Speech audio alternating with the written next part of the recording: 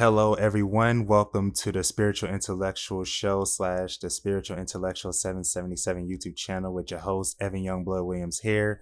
And today, the guest that I have on my show goes by the name of Anna Marie. So, how are you doing today, Anna? I'm doing well. How are you? I'm doing pretty well, just going through a huge growth spurt right now in my journey, which prompted me and inspired me to want to make this episode about how to raise your vibration during turbulent times. And I remember listening to one of your recent episodes where on your podcast where you were talking about how you were going through a period where you go through long periods, if I am correct on what I've heard. You talked about how most days you feel unmotivated to move on, and you see your social media friends are like, yes, I'm ready to rock today. I'm ready to do this. I'm ready to do that. And I just remember, like, man, I can relate to that because even though I had these good intentions and these big dreams, I find myself still having that tendency of having those self sabotaging behaviors, like falling back on addictions and, whole clinging on to false comforts. So, what do you have to say in regards to that? So I actually made that episode. I was guided. I was working through that issue in my life, and I was guided to make that episode. And I remember as I was going in to make it, like, I'm going to be bawling my eyes out, and who is this really going to help? But usually those are the things that are the most powerful. So when I first got into spiritual development and personal development in that whole realm about 4 years ago, 4 or 5 years ago, I got a lot of intellectual learning. I figured out a lot of things very, very quick. Things made sense to me much more quickly than they did for other people. I didn't need all the ins and outs. And so I had a very good head knowledge. What I really struggled to do, though, was to act on that head knowledge. And the first little bit that I did, the first few times that I had these really big emotional releases, and I let go of all of the stuff that was holding me down, it was so traumatic that I became very afraid. I didn't want to go through that trauma of living through my emotions again.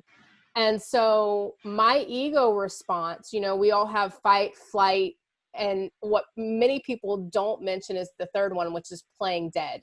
And that was my go-to ego response. Okay, so I recognize that spiritual work is traumatic.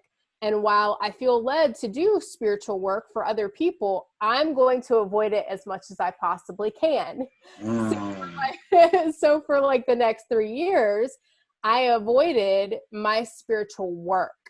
And I had all the head knowledge and I could help other people with what they needed to do. But my God, like, I was so terrified of sitting with my own emotions and actually doing things to work through them that I just kind of became a potato, did nothing. Like, I would go to sleep and I would get up and I would sit on the couch and I would, like, do my like mandatory little posts once a day, and that was all I could get up the desire to do. And I recognized that for me it was depression.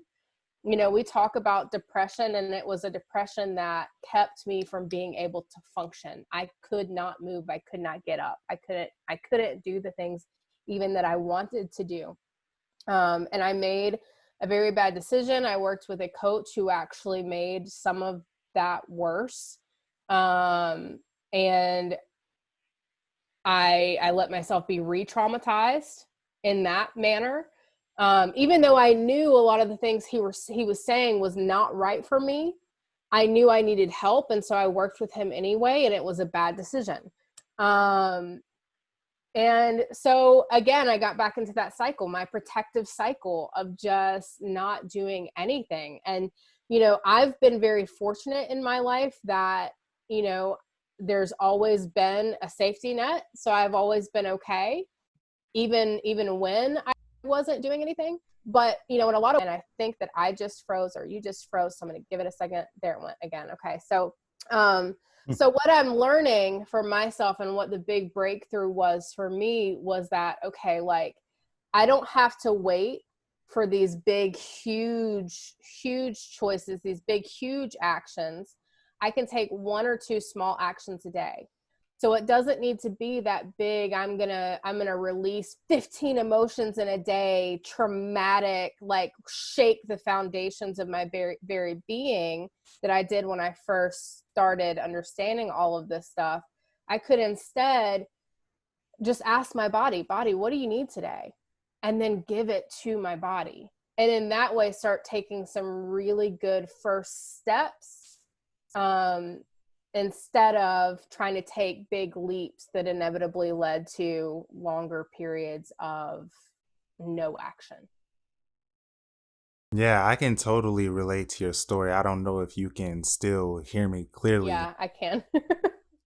Yeah, because I was making sure because I noticed that it was recording on a different microphone than one that I had, so I had to make sure. But beyond that technical jargon business, which I'm not gonna bore people with, is I can go ahead and relate to what you're saying because, for a long time, since like I first came on social media, like even when I was a Christian, I would make inspirational posts and say, hey, thank God every day, blah blah blah blah. I post a Bible verse here or there, and then once I left Christianity and got into spirituality, I started, posting, about the law of attraction and manifestation and motivating yourself and saying affirmations, this, and that, and the third, and I was even meditating consistently, but I wasn't really doing the deep work that I know that I could be doing to take myself to that next level. I couldn't quite get myself past that threshold of just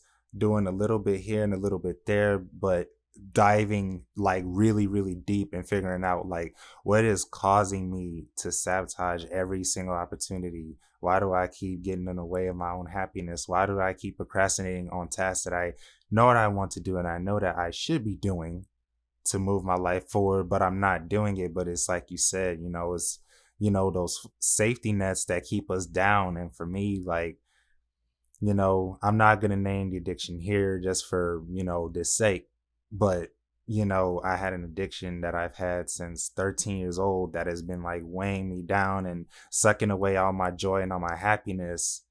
And I do talk about it in my book, which I'm in the process of like reworking it a little bit. So, I explain it in there. So if you want to know what it is, you can just check out my book when I re-release it.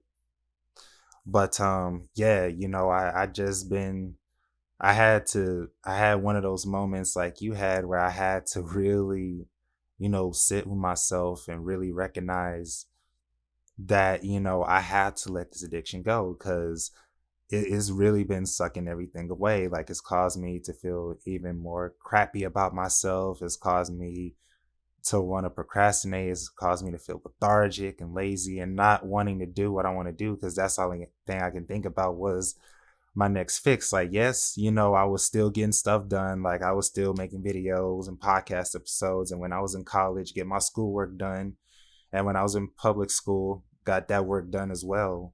But, I said maybe one of the reasons why I can't break through to the next level is because, I still had this addiction weighing me down. It's kind of like, a black hole in space where it sucks up everything and the gravitational force is so strong that not even light can escape it. And I learned that fact in the 5th grade whenever, my 5th grade teacher told us to research something from space that fascinated us. For some reason, I chose black holes. So that's why I brought up that analogy. And so what? Well, and with addiction, like it's still a similar, like it's a coping mechanism. We create addictions when we have something that we don't want to deal with. When it's our safe space. It's the thing that makes us feel like we're okay. And so, I don't necessarily agree with the common theory that once an addict, always an addict. I don't agree with that. I think once you take care of what caused it, then you can be around that substance all you want and not be addicted. Obviously, that takes a lot of work, and it takes a lot of work with someone. It's not something that's very easy to undo yourself. But I think, again, it goes back to those consistent small steps and showing yourself a ton of grace. We tend to really judge ourselves very harshly, and one of the things I talked about in the podcast following that one that you just mentioned is I talked about the very next week. I had my lady time, my moon cycle, and so I was out of commission, as I always am that week. I can't do a lot. I just can't. And so I had made decisions to make progress, but I also had to then maintain that decision, but also give myself a lot of grace when I couldn't get out of bed. And that kind of, those things come together, like when you're addicted to something and you fall back on it a week after you've stopped, a lot of the reason that people continue using it is because that guilt and shame pile on. And so you also want to escape from the guilt and shame. And so that's an added reason to continue doing whatever it is that the behavior is. But if you can take out the guilt and the shame piece and you can just say, oops, I'll try again tomorrow, and be okay with that, it's much easier to make consistent small steps that end up leading to a much longer journey than, say, if you just quit something cold turkey and you're good. Yeah, speaking of the willpower, I tried numerous times to quit before. Well, and I don't have willpower. As human design, like if you've ever studied human design, which is one of my favorite things that I've discovered since learning spiritual things, my willpower center is undefined, which means that it is not a part of my character. And I feel other people's willpower when they come into my life, but I don't have it. So for me, it's important for me to be inspired.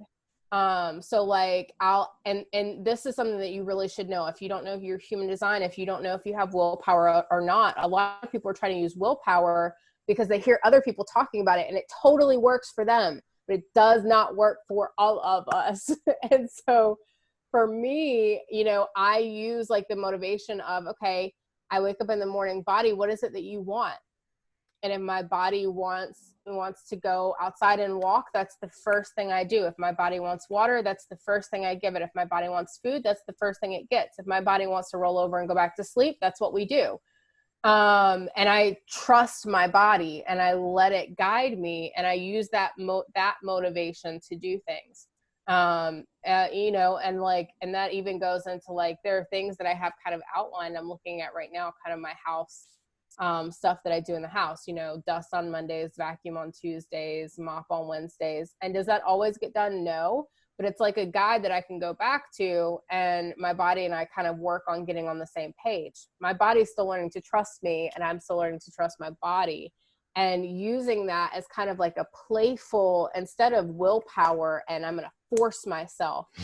Like, because what that creates is your ego gets mad at you, and your subconscious gets mad, and your emotions get mad because they're like, this person is not listening to me, and I'm going to do what I want to do because they aren't listening to me, so I'm not going to listen to them.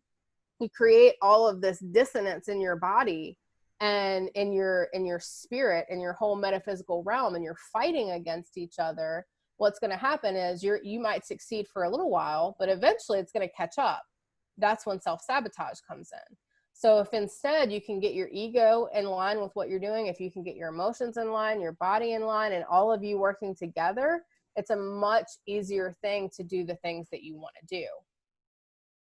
Yeah, real talk. And you know, all those other times I tried to like will myself to do something, it'll work for a little while, but then, I'll start falling back into old patterns, all because, I haven't done the prep work to get my ego and my mind on the same page. And for me, like, I'm slowly but surely learning to get my inner child and my mind to trust me, because my mind has been so accustomed to doing the same things every day that when I told myself, like, okay, I need to do this, like, for instance, of just recently quitting again, I outlined the reasons why I wanted to quit, and I started doing, this little exercise. The next time I have the urges, I'll be like, okay, what trigger did I feel? What emotions did I feel?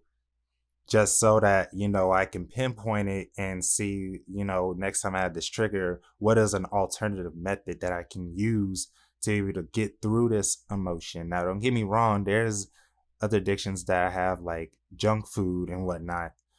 But I'm reminding myself, just work on one thing at a time, because I know myself, like I tend to go, I'm like an extremist. It's like I either go all in. It's like a all or nothing for me, and I'm slowly but surely learning to realize that along my journey. And to anybody that's like listening to this or watching this on the YouTube channel, just realize, just do it one day at a time. Don't try to get rid of all your vices all at once, because it's not going to work. I tried it. Well, and that's the problem, is that that's so overwhelming. It's so overwhelming when you try to do it all at once. And that's what keeps most people from doing it at all. I remember when I first kind of got into this space and started understanding manifestation, and I wanted those big quantum leaps, man. And I was mad, like, when I wasn't getting big quantum leaps. Like, I want to go from 0 to 1,000. Like, let's go. That's not how it works. It can work like that, but the problem is that you have to grow along with it. Your Yeah. vibration has to shift along with it. And for most people, I mean, that's why people who, and I was actually thinking about this the other day, I'm thinking about doing a podcast on this, so that's funny. But you think about people who win the lottery and then they lose that money in a year. Why? Because they weren't able to grow into the vibration To of a be able to wealthy maintain it. person. Right. And that's where the sustainability comes in. If you grow into that person, then you're able to keep it. And that's most easily done when you take those consistent steps forward instead of trying to run 1,000 miles in 2 minutes. Yeah. That would be pretty rad if you can run 1,000 miles in 2 minutes. But Well, and I mean, and spiritually, you can. I mean, we can do those things vibrationally. We can call a whole bunch of stuff in. It's just a matter of sustainability, and you have to get that inner stuff right in order to be able to sustain that type of calling in. And that's, I mean, that's when it goes back to being so important to work with a coach. If you really want to create some quantum leaps, you better not be doing it by yourself. You will mess up your life. Speaking from experience. yeah, and it was like the same thing with me, like with this whole pandemic that went on. Like me and my partner were just talking about this, about how I just have this bad habit of trying to like do everything all at once, simply because I'm reacting off emotions. Like, man, I don't want to be here no more. I just want to get it done. I want to be with my partner and this and that. But when I did leave my mom's house back in January and I left for 3 months, I was like gaining a lot of momentum, working on my career and whatnot. And then this happens, and then I wound up right back here. And at first, I was feeling bitter, I was feeling angry. I'm like, man, I did everything you told me, universe. Like, I took the leap of faith, I took the chance, I did this, I did that. And I was showing you how bad I wanted this. But, you know, So often we don't see what that does. I think what a lot of people really don't understand is our generation in particular has been the first generation that's really been able to start looking at inherited trapped emotions and things that our parents and their parents and their parents were always too busy to sit and deal with. And that's why you've got so many of us that have really had late starts, because we've had all of this gunk come up and all of these places where we're trying to fix our families, not even realizing it. It's our subconscious that's doing it. And so we're judging ourselves so harshly when the universe is like, dude, I'm just trying to like fix your legacy. Can you let me do it? One really cool thing that's come from my late start and my struggle to be, the person I want to be, is I've been able to really see my family grow a lot closer. Our communication has gotten so much better. And so, in many ways, I just try to let myself, again, show myself grace and say, look, like, this may not be where I thought I'd be right now, and it may not be where I necessarily want to be, but I also know that there's been a lot of good that's come from it. And I can trust that as long as I'm still like leaning hard into my intuition. What's been being created is right, whether I understand it or not. yeah, real talk. And, that's something that my partner's been trying to get through to my very, very thick skull But, I was, my inner child and my ego was not listening. It's like, no, I want it now. I want it now. I want my blessings now. I want to be happy now. And it's like, I said that, I do want to be with her in the physical for good. I do want to have a thriving business. I do want to have a YouTube channel that has over 100,000 plus subscribers. But it's like what you talked about. It's like we had to grow into that. And that's another karmic lesson that, I feel like I'm learning right now is that I have to grow into the man and into the soul that can be able to handle those blessings because we can, if I were to, I'm gonna be honest with you, if I were to get all of my blessings all at once, right now it will probably like be gone away because, I haven't grown to that level yet to where I can be able to sustain it. And I just Would had, also probably freak you out. Like I was visualizing the other week and I was visualizing like all these things that I wanted in like this whole scenario and my body started panicking. I mean, my anxiety shot through the roof and I realized like our body sees any change as stress, whether it's good or bad. So if you get all of this stuff at once, the body's like, I don't deserve it. I'm not worthy. Like I don't understand. And it freaks out because it sees that as unsafe. And so again, it comes back to like that incremental, like the body is going to be a lot more trusting of that. And if you get your body to where it trusts you, you can call a lot more in at once and your body trusts you. So it's like no big deal. Um, but I mean, that's again, that relationship has to be developed in order for the stuff coming in to be something that you can actually enjoy. yeah, and that's something that, I'm learning right now, as I am going through this growth period myself. And the YouTube channel is incrementally growing. Like every time I check it, it's like at least one subscriber a day because like, I'm speaking on male and female personality traits, which I didn't expect that series was going to do well considering my channel is literally named called Spiritual Intellectual 777 and then my podcast which is extension of the YouTube channel Spiritual Intellectual Show. Like I didn't expect that series to do so well, but it's like I think the reason why it's still doing so well and people are still watching is because people are trying to figure out themselves is what I'm thinking that's going on. And I felt inspired, intuitively, like when my partner sent me that link that her sister sent to her. And then I read the entire article. And keep in mind, that article is lengthy, it's long as heck. But it fascinated me to the point it's like, okay, no other guy has ever done a video series over male personality traits and definitely not females. And yeah. The masculine and feminine are definitely vastly misunderstood by the populace for sure. Especially actually in the personal development and spiritual development space, because a lot of it has been masculine voices and the Hmm. masculine creates very differently than the feminine. And so when the masculine is trying to tell the feminine how to create, most of the time the masculine's telling the feminine how to create wrongly. And that's why you see a lot of women who are not actually and feminine identifying who are actually not in their power when they're manifesting, when they're using the law of attraction and those things, because they're trying to do it from a masculine point. And we can't do it that way. The feminine is not as structured. We are designed to float from flower to flower to flower and to be kind of all over the place. That's how we create most powerfully. But when a masculine identifying person looks at that, most of the time they're going to say it's wrong. Like this is how you need to do it, and that's what we've had in that space for so long. And so, yeah, it's definitely important for us to understand the differences so that we can create most powerfully for who we are. Yeah. And it's like, and that's another way to raise your vibration on the path is by learning about yourself and definitely having those masculine and feminine energies balanced within you because all of us in reality have masculine and feminine principles. Somewhat. From my conversations with my spirit guides, and some other beings as well, my understanding is that actually some of us are almost completely masculine and some of us are almost completely feminine.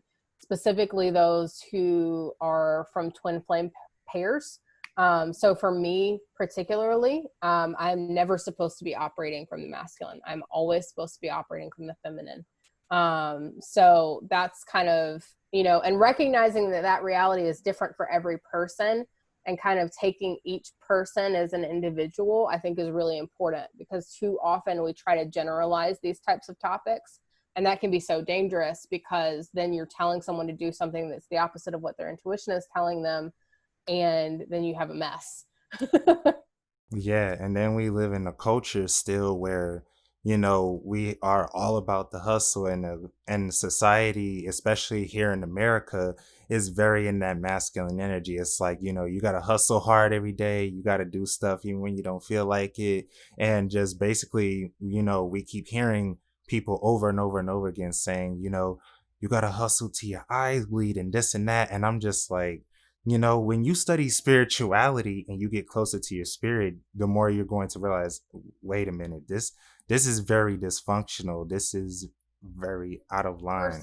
for some people, that hustle is great, because when we look at human design, specifically for manifestors, they do very well in the hustle, but obviously the bulk of us do not. And so when we're constantly trying to measure up to people who are nothing like us, yeah, that's going to cause so many worthiness problems, and all other types of hangups that are just going to keep us from moving forward. Absolutely.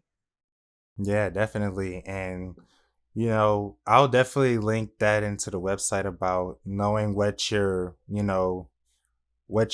human type is. Mine's is a projector, I found out. And, I found out with me personally is that, I need to wait for people to reach out with my help, and that, with my energy, I like to be efficient with it. And I think that's part of the reason why, I was so scared to start a YouTube channel, start a podcast, and, actually go all in on my business. And my partner, Well, and as a projector, these have to be things that you do for you, like yeah. rather than expecting an audience, because the way that you get the most audience, the way you impact the most, is when people invite you in.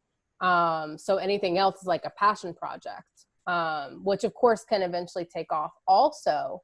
But definitely waiting for that invitation is so powerful. I'm a generator, which of course means that I have to wait and respond to everything. With projectors, it's just the big things that you have to wait to be invited to. For generators, everything you have to wait and respond to, literally everything, whether it's food, whatever. Like, you need to like wait for the stimulus to come to you. Now that doesn't mean you sit around on your ass and do nothing, but you might be out walking and you see a food truck. Ah, that's what I want to eat today. And it's literally kind of more of a, that's what I want energy, and kind of browsing. So yeah, and it's a game changer when you understand those things about yourself. Do you know your profile with human design? Like I said, it's a projector. I've read up on it. Do you know the And numbers? So like I'm a uh 5-1. not the number specifically, but I just know the type. And I know that with me, that explains why I rolled the way I rolled. Like, especially, like, yes, I in reality I've been wanted to do a YouTube channel or podcast, but I was just scared because I was like, I already got a lot on my plate and this, that, and the third. And my partner did give me that extra push that I needed to go ahead and jumpstart it. But ever since I started this channel and I started podcasting, it's been the best thing I've ever done.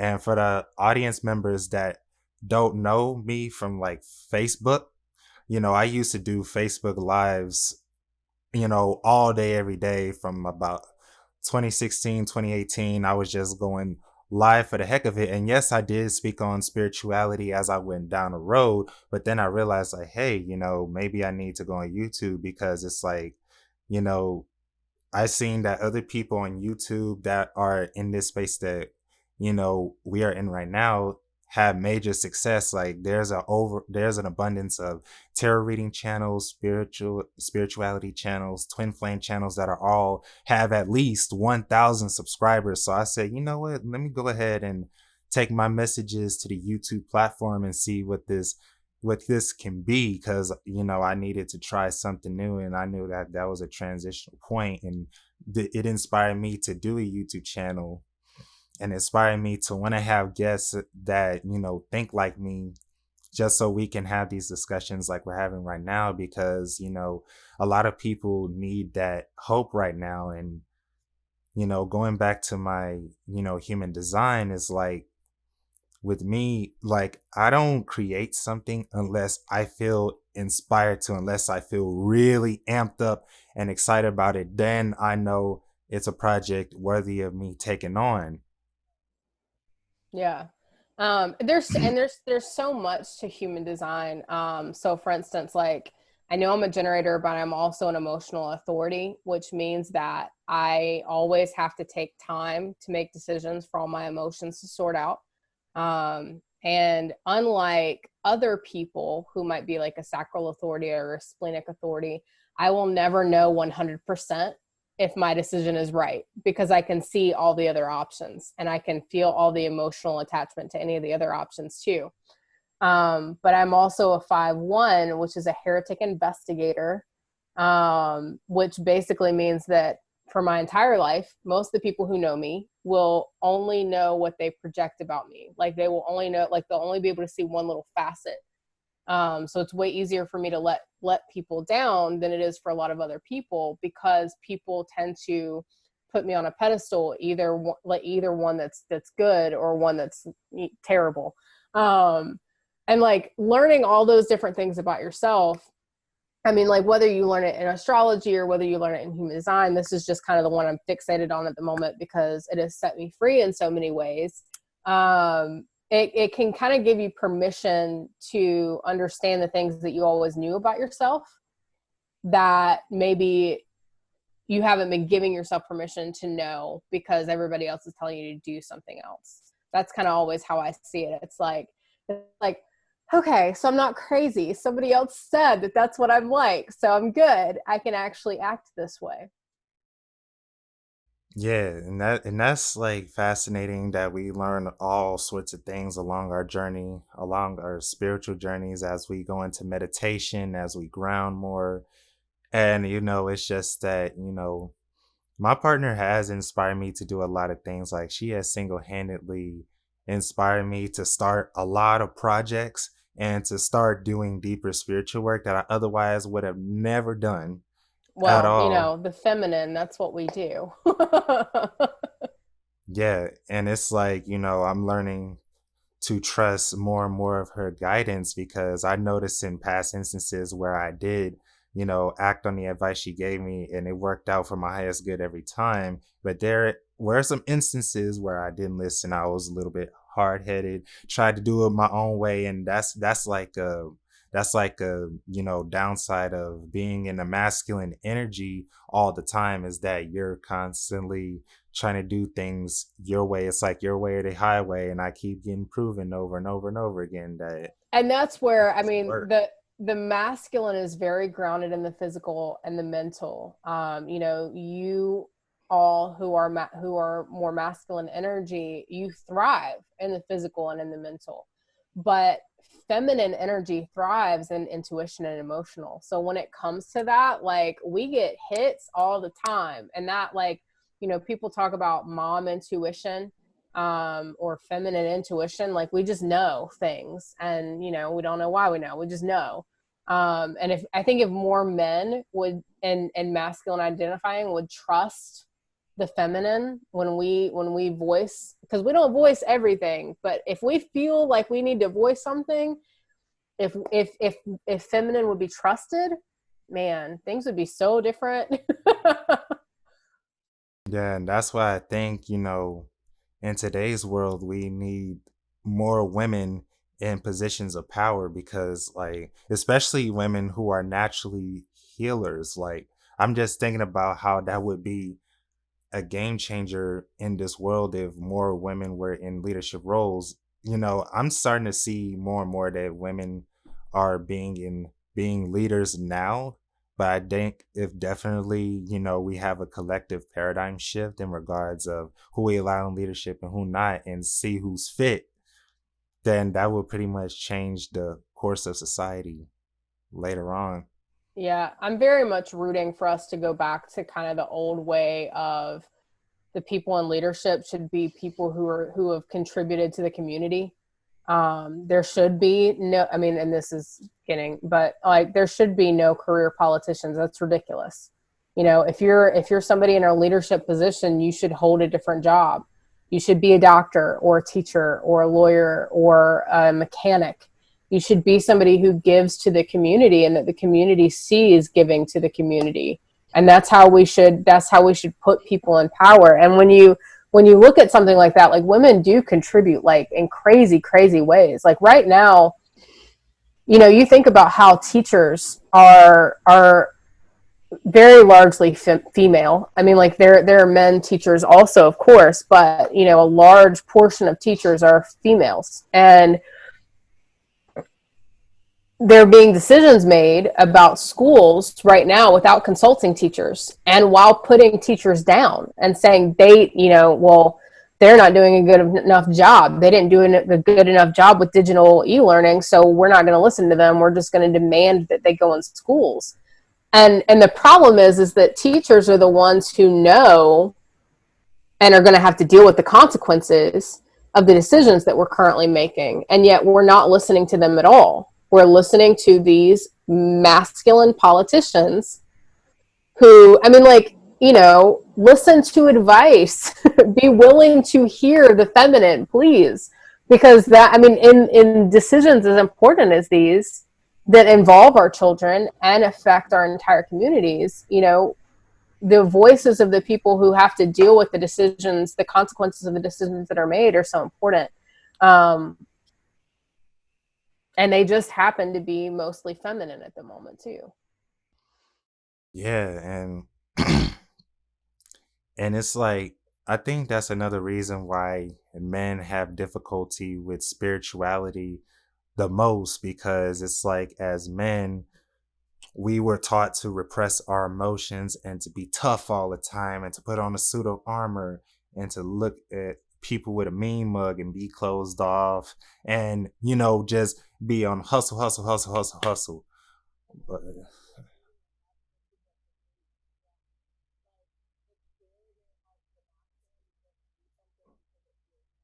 yeah. And it's just like, we said, well, hell yes, I want to do this, but how much money do I have? How much time do I have? What does my work schedule look like? What does my school schedule look like? What does my physique look like? And we just have all of this unnecessary bullcrap that's running amok in our minds, that it sabotages us from taking any type of action, even if it's just a little teeny tiny baby step in the right direction. We rather stay rooted in this false safety than to take a leap of faith on the guidance that we get from our own intuition, or rather from the feminine. I think a large part of that in the spiritual community is how we've made the ego out to be this villain that we have to fight, this evil entity that we have to fight inside of ourselves, which is absolute bullcrap. I don't believe it for a second.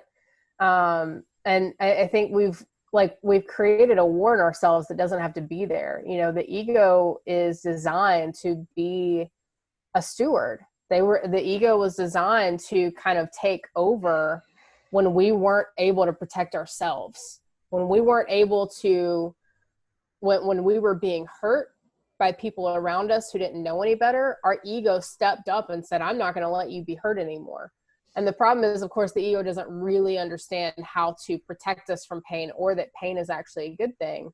And so when we make ego the enemy, we're just fighting ourselves. When we realize ego is our friend, and ego is someone who needs to be mastered and needs to be told what to do, but it's someone that we can actually see the compassion behind the decision, see the compassion behind the fear that it instills in us, see the compassion behind the facade that it convinces us to put on ourselves, then it's much easier to build a relationship, and it's much easier to actually move forward than if we're constantly trying to fight the ego. I'm so sick of that phrase in the spiritual community. You know, the ego's, it's not your enemy.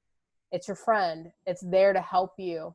You just have to give it a job, and you have to gain its trust. Because as children, we failed to protect ourselves. So the ego stepped in and it protected us for us. But you know, at this point, as an adult, you can protect yourself. The ego doesn't need to do it anymore. It's just reluctant to give up kind of that throne. And that's where we have to be able to master ourselves to the point that all of our parts can trust us. Yeah, real talk. And you know, that I'm glad you said that because, you know, a lot of people say you have to kill your ego, you have to dissolve it, but you do realize if you dissolve your ego or kill it in any type of way, you wouldn't exist in the physical world anymore. And that's why, you know, when you're born into the physical world, you have an ego, but the moment you leave your body, you don't have an ego anymore. You're just back to, you know, pure spirit or pure soul. And It's an important part of our journey here. People don't realize like we are 100% human and 100% spirit while we are here. 100% of both. We got both. That's where the, I mean, and the ego is supposed to be a part of our journey here. yeah, and you know, and that's part of the, you know, game of self mastery is learning how to get the ego to work for you instead of against you. And it's a blessing. I mean, it is a blessing to go through everything that we go through in our lives. And one of the hardest things I had a hard time with was seeing everything as a lesson, because I would see everything as either success or failure, which held me back a lot in my growth and progression. And whenever things wouldn't go the way that I envisioned them to, I would view it as a failure. But that was just, you know, the ego's way of just trying to, you know, protect me. Well, And and we are indoctrinated into a belief that failure is a bad thing. You know, school teaches that yes, failure is bad, and yes. it's not bad. Failure is a good thing. And I think that's one reason why I believe we really need to change a lot of our systems, because we can't keep teaching people and pounding it into their heads that it's bad to fail, because then you have adults who are scared to fail and therefore never try.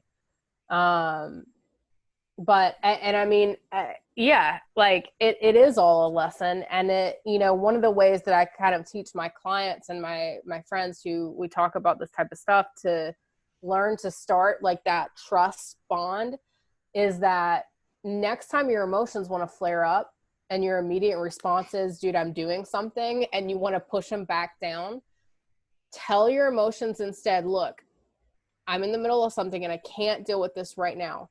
But I promise you, at 5 o'clock tonight, when I get home, I will sit down first thing and I will let you express yourself. And then get into your body at that time and let that emotion express. And it may not work the first few times you do it, but you need to give yourself a good solid 30 minutes to an hour to just let those emotions do whatever they want to do. If they want to be angry and they want to punch a pillow, let them do it. If they want to cry and sob and say how you hate the world, fine, let them do it. But when you start like promising yourself things and then giving it to yourself, that's what builds that trust. When your emotions are allowed to be heard and voiced, they start trusting you. When your ego is given a voice, it trusts you. And that it takes time. It's a relationship. You have to build that. You know, most of us are so divorced from those things that we don't have a good relationship, and it's going to take time because we have hurt our ego, and we have hurt our emotions, and we have hurt our bodies. So many of us have like damaged our bodies. And so it takes time to go from having abused ourselves to actually being able to have a good relationship. And so that's where patience and grace come back in again. Yeah, you know, most definitely. And I feel like if more and more of us were to learn that, to learn to, you know, actually keep our promises when we make promises either to ourselves or to other people, you know, we would feel better about ourselves. Because I feel like um I feel like if we, I'm losing my train of thought here, but Oh, go ahead. I feel like if we were to actually keep our promises, the more we would be able to raise our self esteem, and thus we'll be able to raise our vibration because we're actually keeping our promises to ourselves and to other people. Well, and I think the reason we struggle to keep our promises to other people is because we don't keep them to ourselves. We don't even think to make promises to ourselves. Like the few promises that we do make are like our dreams, right? Where we want things and we're not fulfilling them. But if we make these small little promises that we can actually keep, that's what starts building the trust. And when we recognize, okay, like I'm only gonna say I'm gonna do things that I can actually do, but in order to build the relationship, I'm gonna do these little things. It's just like when you're in a dating relationship. Like if you love somebody, you text them, you call them, you FaceTime with them, you go on dates if you can go on dates, like you build a relationship. Unfortunately, most of us stop building relationships once they're established, which is awful. And that's why so many adults don't have good friends. That's why so many adults have failed marriages and failed relationships, because they stop building. It's a lifelong commitment when you enter a relationship, any relationship. You have to build on it. And I mean, it's the same with ourselves. You make those small promises and those small efforts, and that's going to translate into the big promises and the big efforts. Because when you love on your body, when your body asks you for water and you give it water, your body's going to work harder for you. Like it is, I promise. When your body's asking for exercise or yoga and you go outside and do it, your body's going to work harder for you. When your emotions are asking to be expressed and you let them express themselves, they're not going to fight you in moments when you need to be focused elsewhere. If your ego, if you let it express itself and let it bring its worries to you, and then you comfort it and say, like, look, like, I get that you're worried and here's where I'll take precautions, and then give it another job to go do something else, it's not going to fight you and try to self-sabotage when you're in the middle of chasing your dreams. And so all of those little small steps that you can take every day to build that relationship are what are going to lead you to success and sustainable success. Yes. Yes. And I feel like that's a big missing part that people are missing when it comes to, achieving your dreams and achieving your purpose. They just focus on the work aspect of it, like taking the practical steps, like making sure, if you want to build a business, get your LLC, or if you want to, start a YouTube channel to start expressing your views on spirituality, you're creating the YouTube channel, putting the keywords tags, all that good stuff. And make sure you get you a few interviews and guests here and there. But, we can do all of that technical stuff all we want. But if it's like you said, if we don't learn to build the relationship with our emotions and with our ego and with, our inner child, it'll get in the way of us doing what we want every time, because simply it wants to be loved and it wants to be expressed and it wants to have a voice and it wants to know that it can trust you to love it and protect it. And I was going to say, like, you were talking about the body, I want to talk about the brain and the mind. Now, if we get the relationship with our brain and our mind together, it'll be easier to get ourselves out of bed, to be able to express ourselves, to be our authentic selves, because oftentimes our brain, our mind, and our body is, at a tug of war with each other, because you may logically say, like, hey, I want to go ahead and like run 2 miles at 5 o'clock in the morning, but your brain and mind are like, nah, bro, you gonna hit that snooze button. As soon as that alarm clock gonna go off, you gonna hit I think that. that also comes to like actually understanding what it is that you actually want to do. Like for me, that's never going to be a thing. I will not like, and I don't see that as something to aspire to. Some people do, and that's great for them. But it's like, if you're doing things that you actually want to do, that you actually have a real desire for, then your brain and your mind aren't going to fight you on it. Like, and your body's not going to fight you on it. Like, Like there's the piece of like, yeah, sometimes you do kind of have to push yourself a little bit, absolutely, because like, so for instance, when I'm doing my voiceovers, I love the voiceover part. I hate editing, drives me nuts. It's too long, it's too tedious, it bores the crap out of me, but I have to do it in order to continue getting voiceovers. And but I mean, it's easy for me to do that even though I don't like it, because I enjoy the work. And so like my desire trumps my hesitation and my procrastination. So like if you love running, like I don't personally believe, for myself and for anyone else who's similar to me, I don't believe in forcing yourself to run if running isn't what you want to do.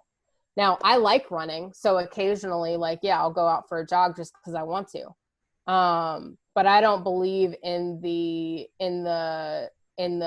mental toughness and the forcing your body to do things that your body's like, no, I'm not going to do that. Because I think then again you cause a dissonance that creates a problem.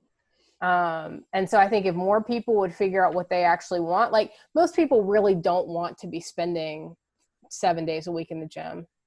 They don't want to wake up at 5 a.m. every day, and some people do, and that's great. And some people really don't, and that's fine. Like, figure out who you are and what you want, and then create that life instead of thinking that you have to create someone else's life in order to get what they wanted. Because that's not success either. Yeah, and that was another thing, that my partner was trying to get through me when it came to going to college. Because even before I even enrolled in college, when I was a senior in high school, I already knew what I wanted to do. I knew I wanted to make movies, I wanted to act, I wanted to do all this stuff. But, my heart wasn't into going to college anymore. And I realized that, I didn't want to go to college at all, but I still enrolled in college anyway because I wanted to make mama proud and my grandparents proud. And I went to college for about 3 years, or rather, about 2 to 3 semesters. And I finally had the courage, and like last year in December, to finally drop out. Of course, I got crap for it, as to be expected. But, eventually they got over it and they said, it is what it is. And I already knew that, I wasn't feeling college because I knew that I could be doing so much more with my life that, didn't require college. Like what I'm doing right now is creating this content for the audience that's going to be watching and listening to this. But yeah, my heart has always, been into the arts and in business. But and my partner was just reminding me of that. It says, "Hey, Evan, try this, try that, try that, try that." And I ain't gonna lie, I did ignore her because there's that self-sabotage going off. And I was trying to justify it by saying, well, I'm in school right now, and so I ain't got time to be doing all of that. I use school as a cop out at first when I did go to college. But now that I stepped out of college, there's no reason for me not to continue. And that's where like if you had created that trust with your emotions and with your body and with your, like, with all of those pieces of yourself, then it wouldn't have been a need to force yourself into anything, because like you would have been aware of your own desires enough that acting on them was just like a natural next step. And again, that comes back to like if you have your will center defined or if you don't. For those of us who don't, forcing yourself is never going to be the answer. Motivation will always be required, which is why I start every morning listening to either Frozen 2, the soundtrack, Moana, or The Greatest Showman, because all of those three have songs on them that remind me of my purpose, remind me of my desires. And it's like it's a natural, I'm able to get up and do the things that I need to do because they motivate me, and I use that instead of force. Yeah, and it's like I also heard this like saying that says if you need to watch a motivational video to do it, then you don't need to be doing it. Because if you are already into it and it's a hell yes for you, then it should be a no-brainer to automatically Eh, do it. eh, I mean, like, again, like I use that music to kind of get me in flow. So I don't see anything wrong with, like if it's a hell yes for you, but like, but you're like, "Nah, I don't know, like today I'm not sure what I'm feeling." The motivational video should bring up any of your emotions that you need to deal with. Or if you don't need to deal with the emotions, you just needed that little external motivator to get you going, and that's fine. And a lot of people who teach mental toughness, which I hate that word, that phrase, but just because I've had bad experiences, but people who teach that will say all the time, like they'll just crap on motivational stuff, but it's helpful. And if it's helpful, use it and don't feel bad about using it. Like, who cares? Do whatever works. And that's where you look at, like, a lot of people create success, but they're not happy and they're Yeah. not fulfilled and they're not living a life where they're passionate. So what's the Hmm. point? If you're not fulfilled and you're not passionate, then who cares? You're not successful. I don't care how much money you have. I don't care what kind of car you drive. Real talk, real talk.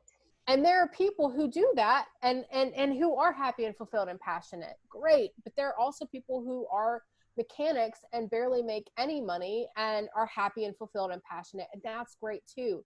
And that's where you have to, that individual, find out what you want and what works for you, and then show yourself a lot of grace and a lot of mercy, and also realize that you've been taught for 2 to 3 decades how to do things the wrong way, so now you're having to learn something completely different. It's going to take time.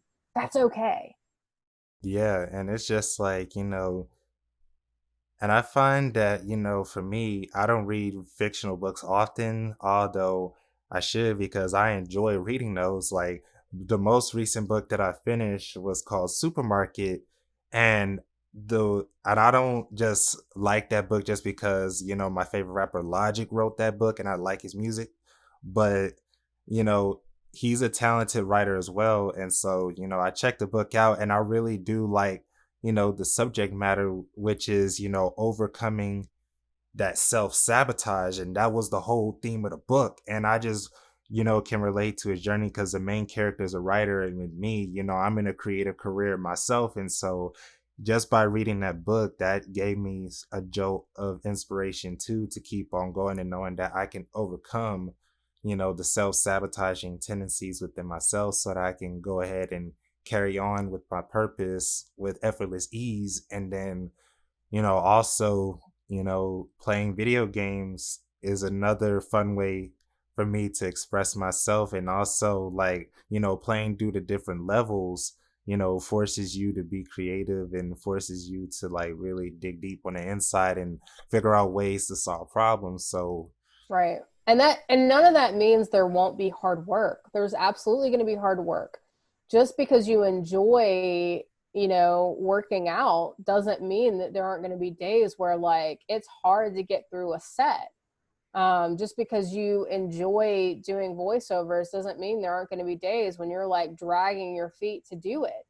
But if you love it, and you love yourself, and you're learning to trust yourself, and you're constantly nourishing yourself, it's going to be a lot easier to do those things, um, than if you were just trying to do it from a place of force, and not really understanding what the different needs of the different parts of yourself are. I also want to speak to, like, what you said about, you should be reading more fiction because you love it, but you don't. I think a lot of times the reason we don't do the things that we love is because we get to a place where, like, society doesn't teach us to nourish ourselves. It doesn't teach us how important it is to give to ourselves what we're wanting. That's why so many adults, they get so stuck in that cycle of working during the week and then partying on the weekends, or families on the weekends, but there's never any real time to really give to themselves.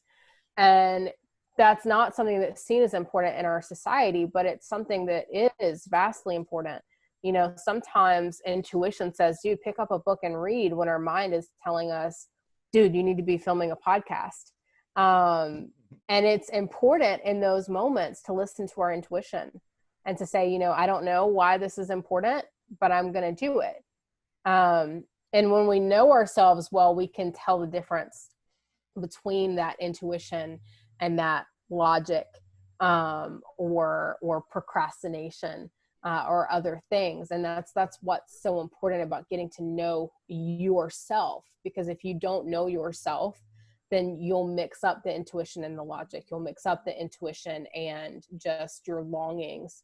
You know, I know so many people who have an intuitive gift, but 99.9% of the time their intuition is wrong because it's colored by all these other things that are going on in their heads that they haven't dealt with and don't understand and haven't learned to differentiate.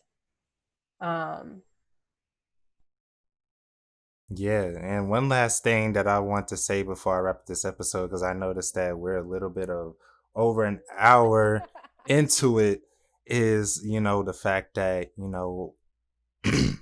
it's piggyback off what you said about, us not allowing time to, really do the things that we know will nourish our souls. Is like, I felt that way in college because, I didn't feel motivated to start a YouTube channel, to start a podcast, simply because, I was taking a bunch of classes during the week. I had essays to write, I had quizzes to do, tests to do, and I was pretty much stuck in that rat race of just going to class, going to the dining hall, going to the next class, and finish that up, go to the dining hall, go to my dorm room, and, occasionally go to the rec center, play some basketball. And that was pretty much my life all throughout college. And I was just pretty much doing the same thing over and over again. Yes, I got some, creative stuff done, like doing film projects for class and for myself.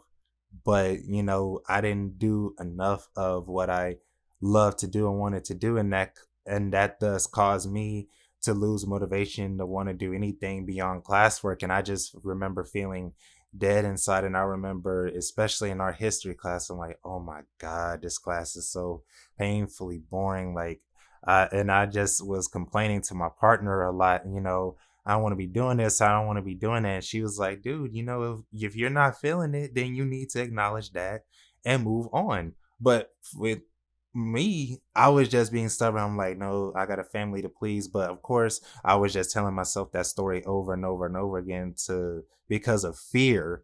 And that's another thing that I want to discuss with the people that are watching or listening to this call is, please, please, please, like if you feel like something doesn't resonate with you and something doesn't feel right to your soul, just drop it and move on as quickly as you can. And I know it may be hard since you've been programmed for from 1 to 3 decades for it, or however old you are listening to this.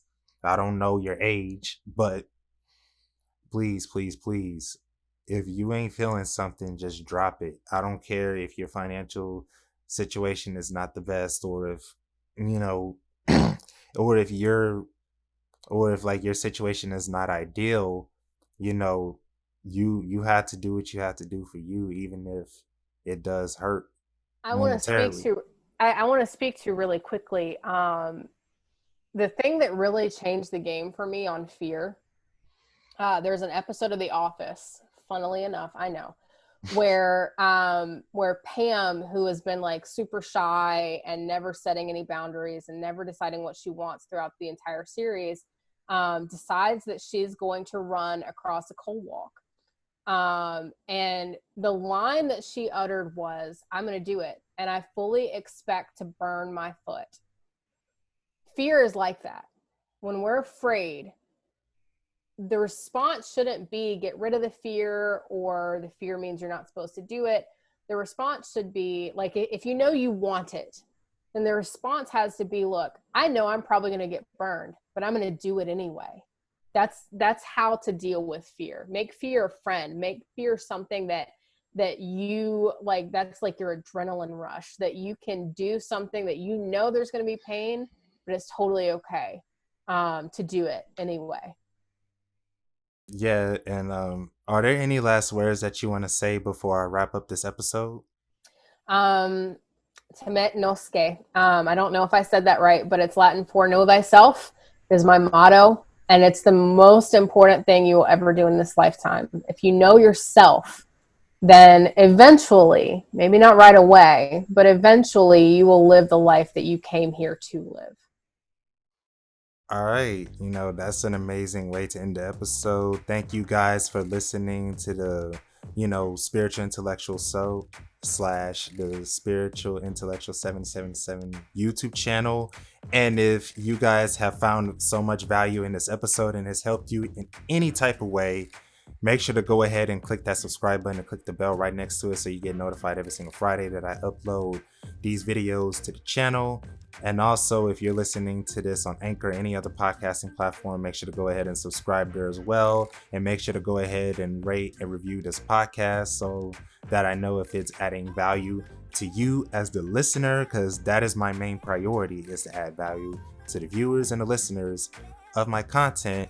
And also, if you haven't done so already, make sure to go ahead and get you some merch from the link in the description below. Don't worry if you see a link that says Linktree. I have all my links to my merch store. And also, me and my significant other are still taking donations for her surgeries that she had a few weeks ago. She's still in recovery right now. But if you would like to donate, that's in the Linktree link as well.